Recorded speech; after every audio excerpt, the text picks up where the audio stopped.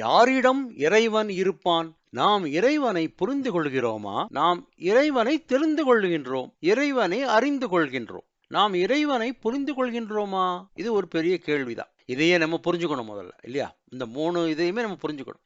புரிதல், தெரிதல், அறிதல். இது என்னன்னு தெரியணும். தெரிந்து கொண்டாலும் அறிந்து கொண்டாலும் இறைவன் நம்ம கிட்ட வரமாட்டான், வரவே மாட்டான். இறைவனை நாம் புரிந்து கொள்ள வேண்டும்.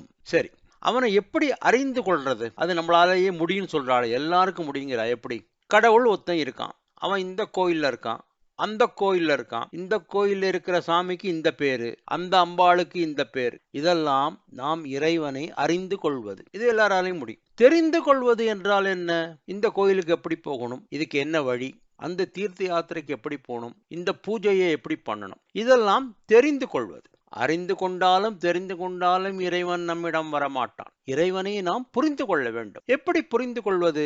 அங்கே இருப்பவன், நம்ம வீட்டு சாமியால மாதிரியா இருந்தாலும் ரைட்டு, நம்ம வீட்டு பூஜை அறையா இருந்தாலும் சரிட்டு, பக்கத்தால் இருக்கிற கோவிலா இருந்தாலும் சரிட்டு, கைலாய மலையில் இருக்கிற சிவனா இருந்தாலும் ரைட், அங்கே இருப்பவன் எல்லாம் தரக்கூடியவன், அவன் எல்லோரையும் காக்கக்கூடியவன்.